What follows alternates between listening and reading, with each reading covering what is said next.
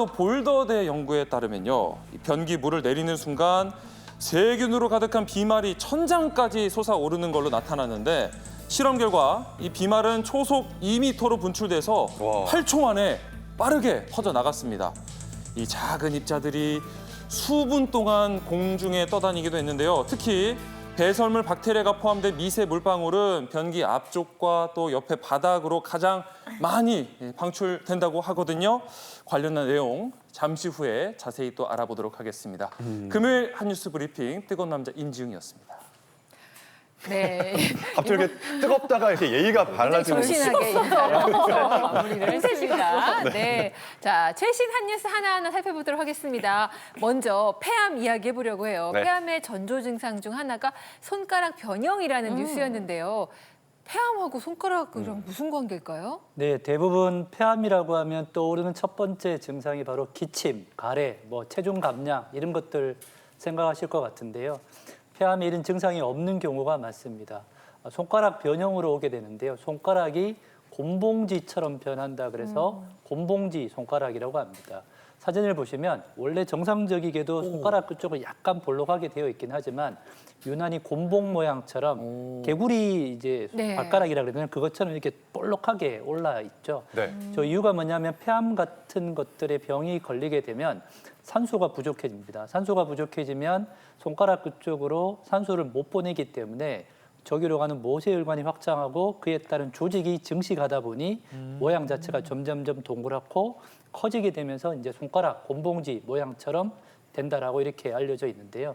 문제는 이게 심장병이나 다른 병일 때도 생길 수 있고 또 하나 폐암이 아니더라도 담배 많이 태우신 분들 만성 폐쇄성 폐질환 아마 들어보셨을 것 같은데요. 마찬가지 이런 폐질환에서도 생길 수 있기 때문에 물론 손을 많이 쓰셔서 모양이 변한 분도 계시긴 하시지만 그러지 않은데 손가락 모양이 변했다라고 하시면 한 번 정도는 폐나 심장 쪽 검사를 받아보시는 것이 좋을 것 같습니다. 네. 그 손가락 지금 막 다 보고 계실 것 같아요. 나는 혹시 곰봉지는 아닌지. 근데 이제 곰봉지는 막 흔하게 볼 수는 없을 것 같긴 하지만 정말 폐암하고 관련이 있으니까 조심해야 하는데 확인하는 방법이 있더라고요. 네, 본인들이 이렇게 자기 손가락을 이렇게 겹치시면 되는데요. 네. 이렇게 겹치시면 손가락 사이가 저렇게 공간이 벌어져서 뒤쪽에 이렇게 다이아몬드 모양처럼 보여야 됩니다. 지금 예를 들면 검은 곳에서 이렇게 보면 빛이 통과해서 뒤쪽이 보이게 되는데요. 곰봉지가 되게 되면 손가락이 굵어지기 때문에 두 손가락이 딱 마주치면서 중간에 그렇겠네요. 공간이 없어집니다. 공간이 없죠. 그러니까 손톱의 뿌리 부분이 서로 이제 떠 있으니까 떠 거기가 있으니까. 다이아몬드처럼 네. 틈이 생긴다 이거잖아요. 맞습니다. 저는 일단 틈이 보입니다. 보여요. 네, 보이세요? 보여. 네. 여기 이재성 아나운서 얼굴까지 네. 보이죠. 다행이에요. 있어요. 저 폐암 가족력 있거든요, 사실. 조심해야 돼서. 걱정되시겠다. 네, 괜찮으세요? 네. 다 보이시죠, 잘? 임지영 아나운서 하트. 진짜 이러기에요? 제 마음이 보이시죠? 이렇게 보니까 보인다. 보여요, 보여요. 예, 네. 보여요. 보입니다, 보입니다. 마음까지 네. 보여요. 네. 마음까지. 뜨겁네요, 뜨거워. 근데 이제 방송 보시다가 나는 틈이 안 보이는데 걱정하시는 분이 혹여나 계실 수 있거든요. 이게 틈 안 보인다고 뭐 다 폐암이거나 이런 건 아니죠, 교수님? 네, 물론입니다. 아무래도 폐암의 가장 흔한 증상은 잦은 기침인데요. 기침이 계속되면서 가래에 피가 묻어 나온다든지 숨이 쉬기 힘들어지는 증상이 있을 수 있습니다. 심해질 경우에는 이유 없이 살이 갑자기 빠진다거나 소화가 잘 안 되면서 구역감이 지속될 수가 있는데요. 이러한 경우에는 병이 조금 진행되었을 수 있기 때문에 꼭 전문의와 상담을 받으시기 바랍니다. 그렇구나. 아니 근데 폐암 의심 증상으로 이렇게 뭐 손가락 변형이랑 같이 얼굴 부종도 있었잖아요. 네. 근데 제가 진짜 잘 부어요. 그래서 무엇이든 물어보세요. 아침에 방송하고 가면은 가장 부은 얼굴을 TV로 보시다가 저녁에 만나면은 어쩌다 이렇게 살이 빠졌냐고 하실 정도로 항상 이게 부어 있는데 이게 지금 얘기를 듣고 제가 뭔가 이게 덜컹했거든요. 네, 이게 저도 사실은 어젯밤에 잠을 좀 설치고 그 전날 맛있는 걸 먹고 잤더니 얼굴이 좀 부은 건데요. 보통 이렇게 얼굴이 부은 붓기는 시간이 지나면 빠지게 되죠. 네. 그런데 문제는 얼굴 부종이 빠지지 않고 며칠 또는 몇 주가 계속 지속이 되는 경우에는 이게 폐암의 증상 중에 하나일 수 있습니다. 왜 네. 그러냐면 폐나 폐 주변에 암이 생기게 되면 우리 심장이 가운데 있게 되면 다리 쪽에서 올라가는 정맥이 하대 정맥이고요. 얼굴 쪽에서 내려가는 정맥이 상대 정맥이라고 아주 큰 정맥이 있게 되는데 이런 종양들이 그 정맥을 눌러버리게 되는 거죠.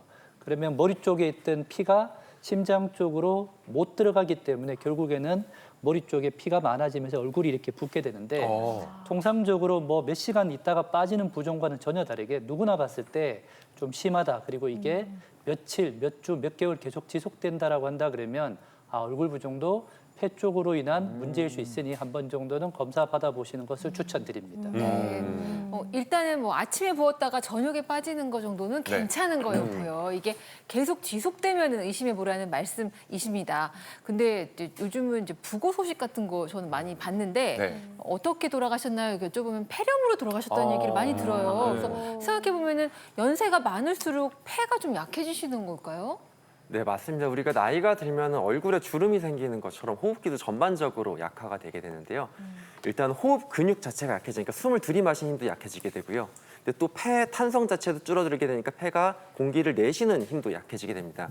그뿐만이 아니라 이제 폐를 둘러싸고 이제 흉곽 같은 경우에 뻣뻣해지게 돼가지고요. 우리가 숨을 쉴 때 자꾸 더 힘들어지게 됩니다. 저항이 커지니까. 그래서 호흡의 효율이 적어지다 보니까 나이가 드실수록 점점 숨을 깊게 안 쉬고 그냥 얕게 자꾸 쉬는 경우들이 많아지게 되는데요. 그거에 대해 말씀을 하신 것처럼 폐렴이 늘어나는데 이 기침을 잘 못하다 보니까 가래도 쌓이게 되고 이러면서 폐렴이 늘어나고 또 나이가 들면서 만성 폐쇄성 폐질환도 늘어나게 됩니다. 그래서 폐질환을 위해서 폐 노화를 방지하기 위해서도 운동을 잘 하시는 게 중요한데요. 제가 운동 이제 3가지 말씀드릴 텐데 네. 첫 번째는 뭐 다른 질환에도 모두 다 도움이 되지만 유산소 운동을 해주는 것이 도움이 됩니다. 빠르게 걷거나 약간 조깅 같은 걸 하면은 아무래도 폐포 환기 같은 것들도 되고 그다음에 심폐지구력도 늘어나게 되고요. 그다음에 이제 호흡법을 설명드리면 이제 횡격막 호흡법을 설명을 드릴 텐데 앉아서 하셔도 되고 누워서 하셔도 됩니다. 이렇게 두 손을 배랑 그 가슴 위에다 두신 다음에요. 천천히 코로 숨을 들이마시면서 이게 가슴이 들어오는 게 아니라 배가 천천히 나오는 걸 느꼈다가 한 3초 정도 들이마셨다가 내뱉으시는데 그거는 더 길게 한 6초 정도 내뱉으시면서 배를 안으로 들어가도록 한마디로 더 깊게 숨을 쉬는 거고요. 여기에 더해서 이제 입술 오므림 호흡이라는 것이 있는데 이 같이 하셔도 됩니다. 횡격막 호흡과 같이 하셔도 되는데 숨을 크게 들이마신 다음에 짧게 내뱉는 게 아니라 입술을 살짝 오므리시고 길게 내뱉는 연습을 하시게 되면 도움이 됩니다. 그거에 더해서 폐 흉곽을 위한 유연성 운동이나 아니면 호흡근 강화를 위한 보조 기구 같은 것들도 요즘에 많이 판매되고 있어서 이런 것들을 함께 해주시는 것도 도움이 됩니다. 네. 교수님, 근데 제가 궁금한 게 횡격막 호흡이니까 뭐 횡격막이 여기쯤에 있나요? 왠지 가슴으로 숨을 쉬어야 운동이 될 것 같은데 배로 숨을 쉬어야 되는 거예요. 그러니까 횡격막이 여기 있는데요. 숨을 쉬게 될 때 횡격막이 어디 횡격막이 있다고요? 이렇게 내려오면서 숨을 쉬게 됩니다. 그래서 여기로 짧게 쉬는 게 아니라 횡격막이 충분히 내려오도록 깊게 숨을 받아들인다고 생각을 하시면 될 것 같습니다. 그런 원리가. 그래서 예전에 가슴은 고정. 고정까지는 아니어도 여기가 좀 더 깊게 들어올 수 있도록 깊게. 우리가 복식 호흡을 예전에 많이 얘기하는 이유가 네. 복식 호흡을 하시게 되면은 여기 횡격막을 더 크게 해서 이제 폐 깊숙이까지 폐가 펴질 수 있도록 숨을 쉬는 거라고 생각하시면 될 것 같습니다. 네.